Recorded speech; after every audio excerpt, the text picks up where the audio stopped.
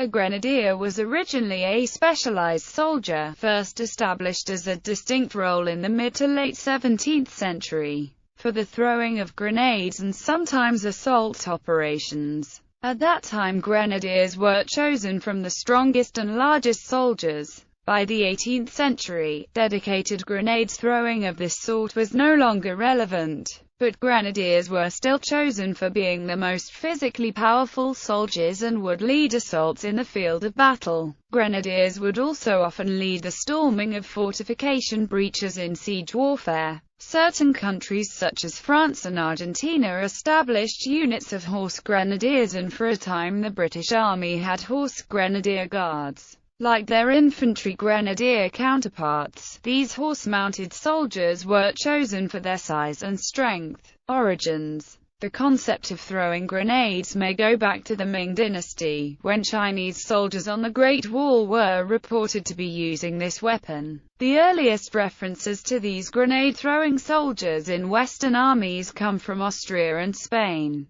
References also appear in England during the English Civil War. However, it was King Louis XIV of France who made the grenadier an official type of soldier and company during his army reforms late in the 17th century. According to R.D.H. Lt. Col. Jean Martinet introduced the idea of having men detailed to throw grenades in the Régiment du Roi in 1667. In May 1677 the English army ordered that 2 soldiers of every Guards regiment were to be trained as grenadiers. In April 1678 it was ordered that a company of grenadiers be added to the senior 8 regiments of foot of the army. On the 29th of June of that year the diarist John Evelyn saw them at a war games encampment at Hounslow, near London. Now were brought into service a new sort of soldier called grenadiers, who were dexterous in flinging hand grenadoes. Everyone having a pouchful, they had furred caps with cocked crowns like janissaries, which made them look very fierce, and some had long hoods hanging down behind, as we picture fools.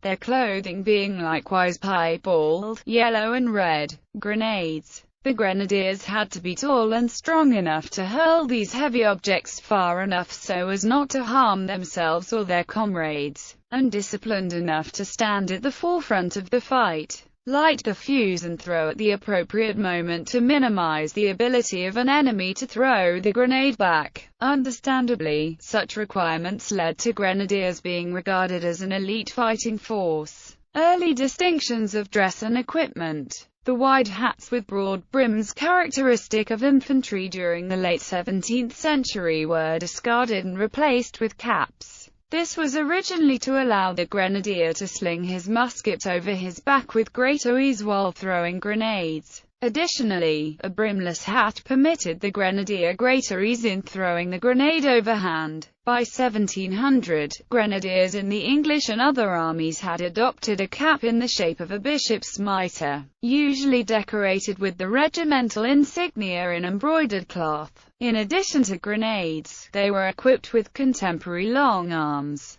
The uniform included a belt tube that held the match for lighting the fuse, a feature that was retained in later grenadier uniforms. Elite status in the 18th century. Grenade usage declined significantly in the early 18th century, a fact that can be attributed to the improved effectiveness of massive infantry line tactics and flintlock technology. However, the need for elite assault troops remained, and the existing grenadier companies were used for this purpose. As noted, above-average physical size had been considered important for the original grenadiers and, in principle, height and strength remained the basis of selection for these picked companies. In the British regiments of foot during the 18th century the preference was, however, to draw on steady veterans for appointment to individual vacancies in a grenadier company. The traditional criterion of size was only resorted to when newly raised regiments required a quick sorting of a mass of new recruits. Transferal to a grenadier company generally meant both enhanced status and an increase in subsistence pay. Whether for reasons of appearance or reputation, grenadiers tended to be the showpiece troops of their respective armies.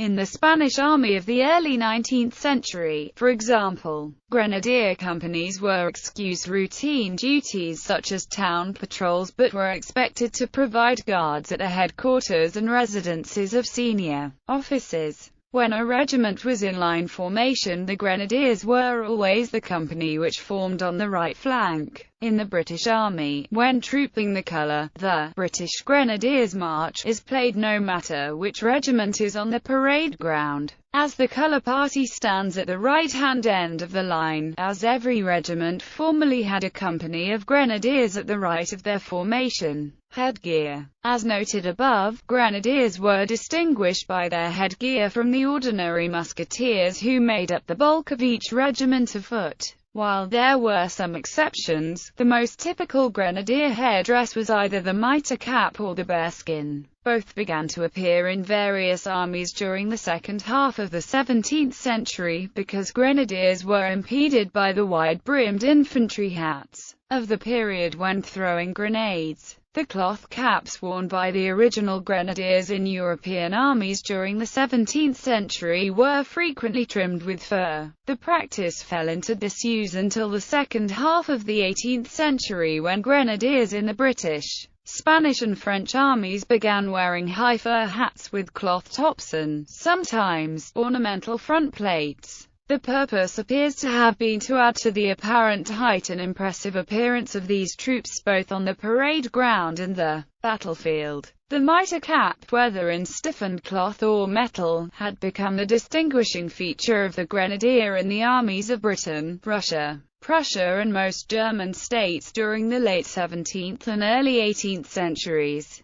Spanish, Austrian and French grenadiers favored high fur hats with long colored cloth hoods to them. The mitre was gradually replaced by bearskin hats in other armies, and by 1914 it only survived in 3 regiments of the Prussian and Russian Imperial Guards. Russian grenadiers had worn their brass-fronted mitre hats on active service until 1809, and some of these preserved for parade wear by the Pavlovsky Guards until 1914 still had dents or holes from musket balls. Some have survived for display in modern museums and collections. While northern European armies such as Britain, Russia, Sweden and various German states wore the mitre cap, southern countries such as France, Spain, Austria, Portugal and various Italian states preferred the bearskin. By 1768, Britain had adopted the bearskin. The shape and appearance of fur hats differed according to period and country. While France used smaller bearskins, Spain preferred towering ones with long flowing bags. And while Britain had its tall cloth mitres with lacing and braiding, Russia would sport equally tall leather helmets with brass front plates. The first headdresses were fairly low, and in the case of Spain and Austria sometimes contained elements from both mitres and bearskins.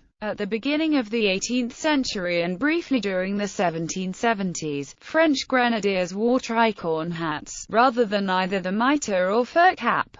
Gradually, both began to increase in size and decoration, now showing devices such as pom-poms, cords, badges, front plates, plumes, braiding and also various national heraldic symbols. By the advent of the Napoleonic Wars, both mitres and fur hats had begun to fall out of use in favour of the shako. 2 major exceptions were France's Grenadier Armée Acute and the Austrian army. After the Battle of Friedland in 1807, because of their distinguished performance, Russia's Pavlovsk regiment were allowed to keep their mitre caps and were admitted to the Imperial Guard. During the Napoleonic Wars, British grenadiers had normally worn the bearskin only for full dress when at home, since the fur was found to deteriorate rapidly on overseas service. Following their role in the defeat of the French Old Guard at the Battle of Waterloo, the 1st Foot Guards was renamed the Grenadier Guards and all companies of the regiment adopted the bearskin. All British infantry grenadiers retained the fur headdress for parade dress until shortly before the Crimean War, where it was only worn by Foot Guard regiments. Grenadier companies. From the 17th century to the mid-19th centuries, the foot, or infantry regiments of the British and several other armies comprised 10 companies, 8 of them battalion or centre companies, and 2 flank companies, consisting of 1 grenadier and 1 light or light infantry company. In the United States, an Act of Congress made on 8 May 1792 directed that for every infantry battalion there should be 1 company of grenadiers, riflemen, or light infantry.